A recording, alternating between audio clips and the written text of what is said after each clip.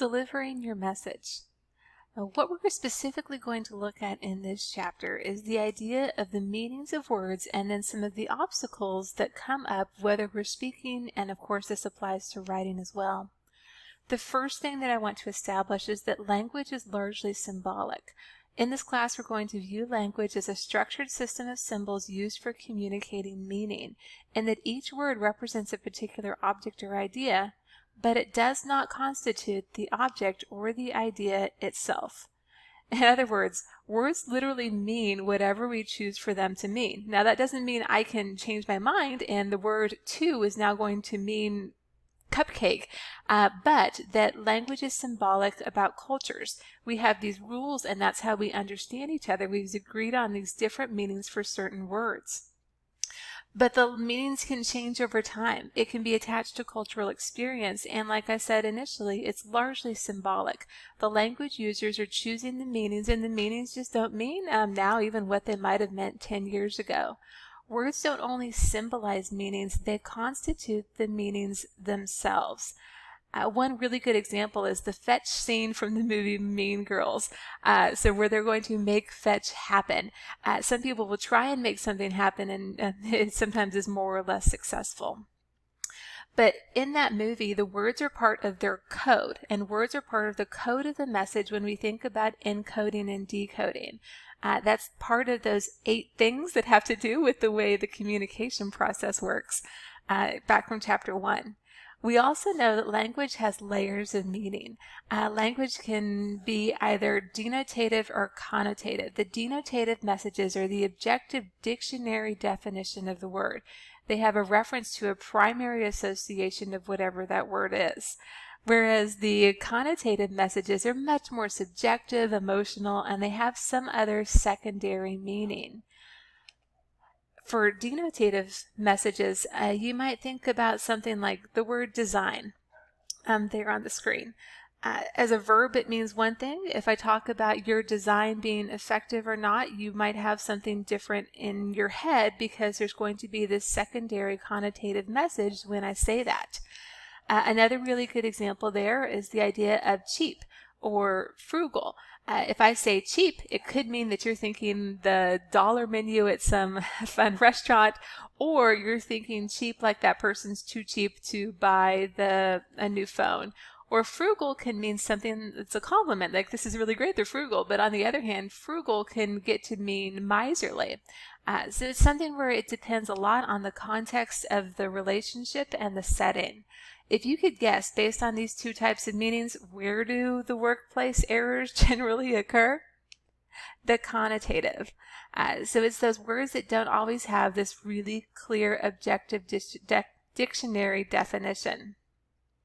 If you think for a second about different words in the workplace that have the same denotations but carry different connotations, one really great place to think is when we're letting someone trying to avoid using a connotative meaning here.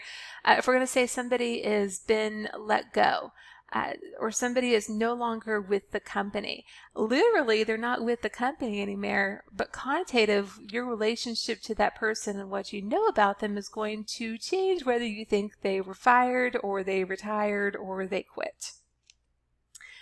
So you can think of other words or phrases and expressions that can create confusion due to inconsistent denotative and connotative meanings.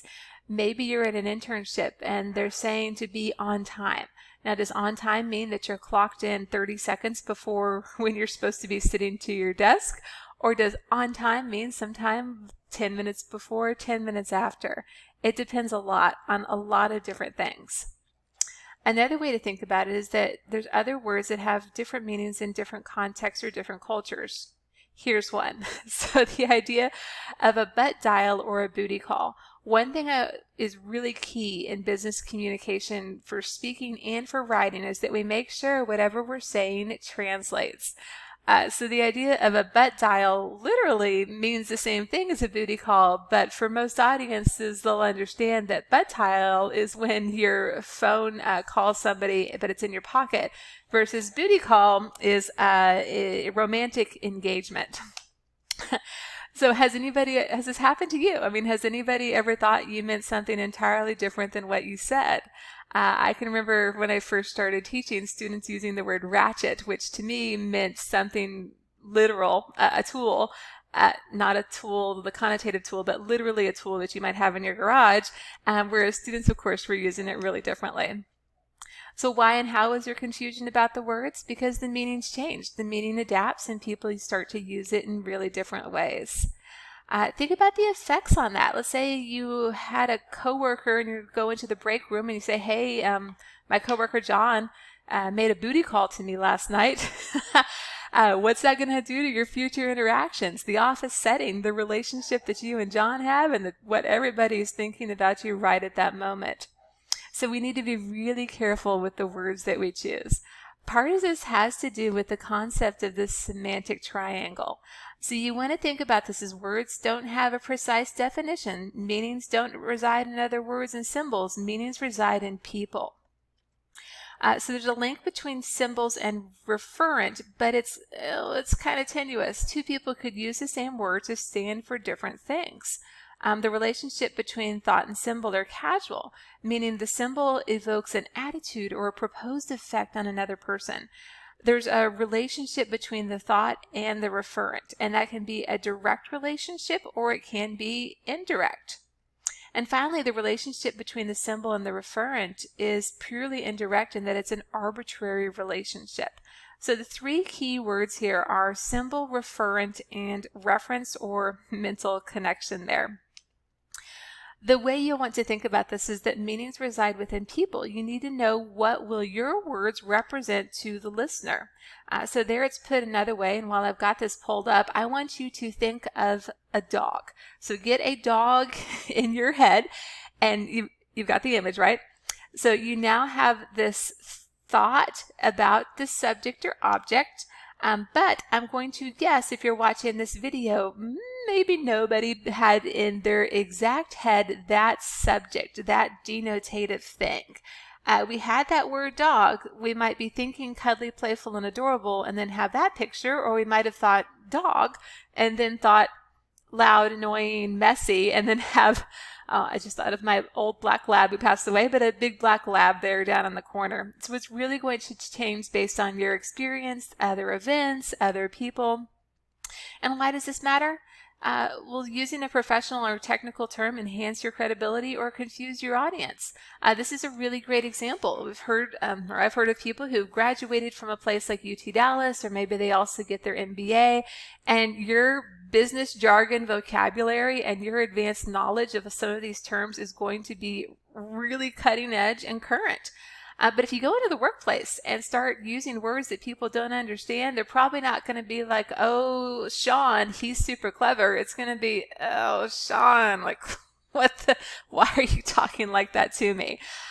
So you need to be really careful that using the right terms will enhance your credibility with the right audience. So your boss has an MBA, boss went to UT Dallas, use the terms. You're talking to someone who's a new hire and maybe they don't have much education, you're going to be careful. But on the other hand, maybe it's the flip of that and the person with little education doesn't want to be spoken down to. So one other thing to know here is that there is a fragile link between the symbol and the referent. This is something that can be broken because if you say, I raise dogs, you might have thought about having a chihuahua in your lap while you're on a Zoom call, where other people, when they say raise dogs, really meant working dogs who are there to do a serious job. So you really need to be careful on that. This is also because language is loaded. So think about if I said my student's really strong-willed versus my student is pig-headed. Or the word, let's use cancer. Cancer would mean one thing in an audience where you're talking to someone and you called, versus if you're talking to someone and called them a cancer, it starts to mean different things. Language can also, and you can guess from that last slide, become a pretty big obstacle to effective communication. Our credibility is based upon the extent to which others perceive us to be competent and trustworthy. If we start using, as you see there, a lot of cliches or jargon or wordy phrases, and you can think about this when people do their resumes, but they include, I don't know, they were a lifeguard, but it says they were critically responsible for the health and pursuit of happiness and safety for hundreds of people on a daily basis single-handedly. Like, maybe not so much. So you really need to be careful that you're using the correct level of language, which we'll talk about later this semester, and language is going to enhance your credibility. So we want to try and avoid cliches. Those are phrases or opinions that are overused, that betray a lack of original thought, and trust me, there are a ton of these in business.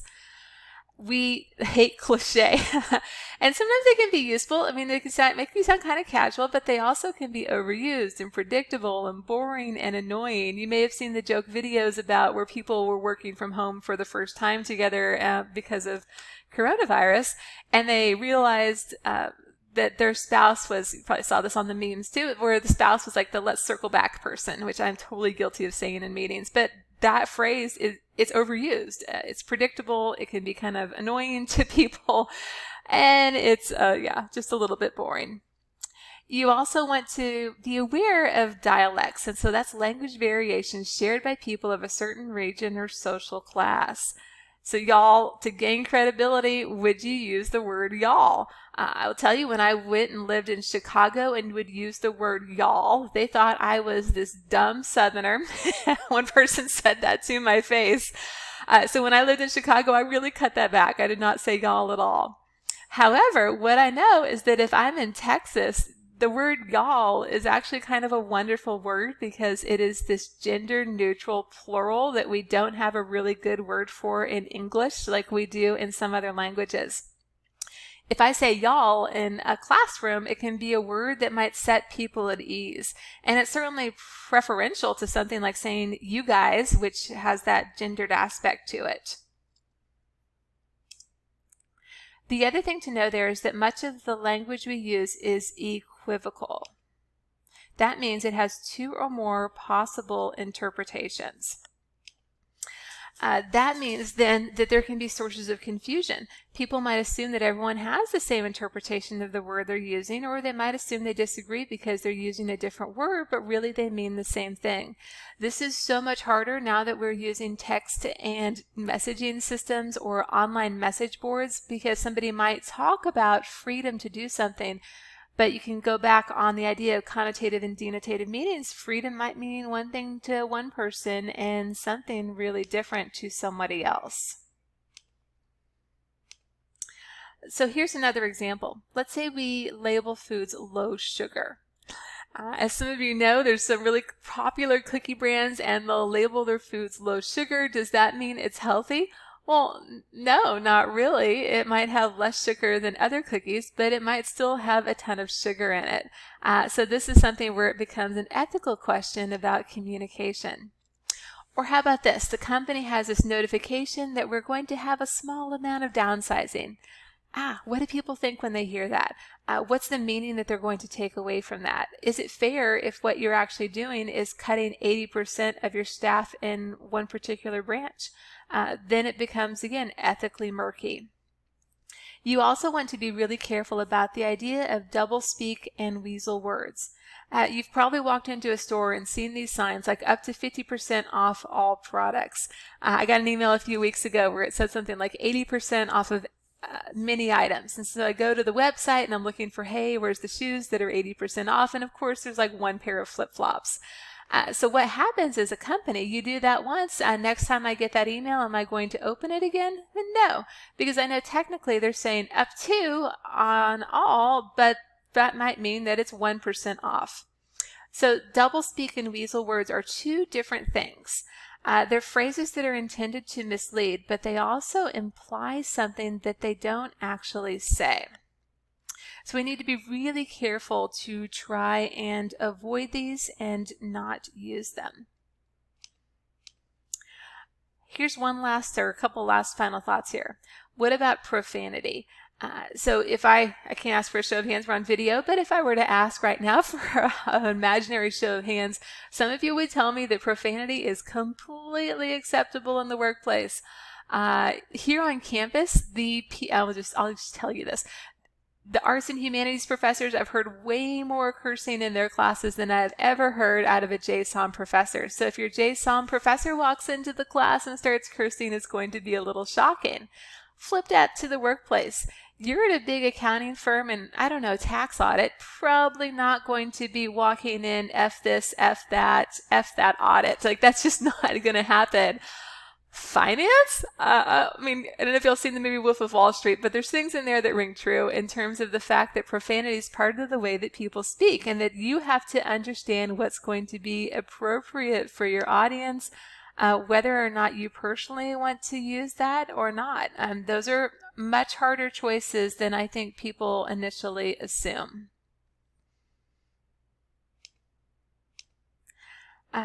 The other thing that we would like you to know is the idea of idioms. So that's the idea of back to square one, swallowed like a postman's sock, which is in Colombia, or the old ball and chain. My big thing on all of these is you can do quite a bit of debate on them, but the idea is, do they translate? And the answer is no. So we want to try and back off of phrases like this and use things that are really clear and specific. Audience, of course, is going to matter. Recognize that another person's point of view and their background is going to influence how they take the message and what they understand. So take that perspective into account as you communicate. Also understand, I've seen this go pretty wrong. I've seen people where they think they've been trained or they know how to speak to the idea of a young person, but really they are speaking to somebody who's like 30. You know, like when you see all the jokes about millennials, and somebody who's 30, of course, is not like 20, and so you need to understand what the perspective is so that you're not talking down to people. You're not talking over people's heads. Instead, you're making people feel important and you're using things that are going to be correct for them. So here's a couple ways that you can practically apply that. Define your terms and meanings. If you have a smart phrase, a smart business term you've learned, give a quick definition. So for example, I'm going to talk about high flex classes in a meeting, and maybe not everybody knows what high flex means. So I'd say high flex, comma, give 3-word definition, and then continue on. Use really precise words. So try and avoid too many generalities. I can say that, generalities, and think about how the word choice is going to affect understanding, like we've talked about. Think about your audience and think about speaking at this really appropriate level. You want, like I said on the last slide, to make listeners feel important. You don't want them to feel patronized, disrespected, or insulted. If you do that, are you going to get what you want done in business? Probably not. So be careful. Choose wisely, because this is a critical part of communication.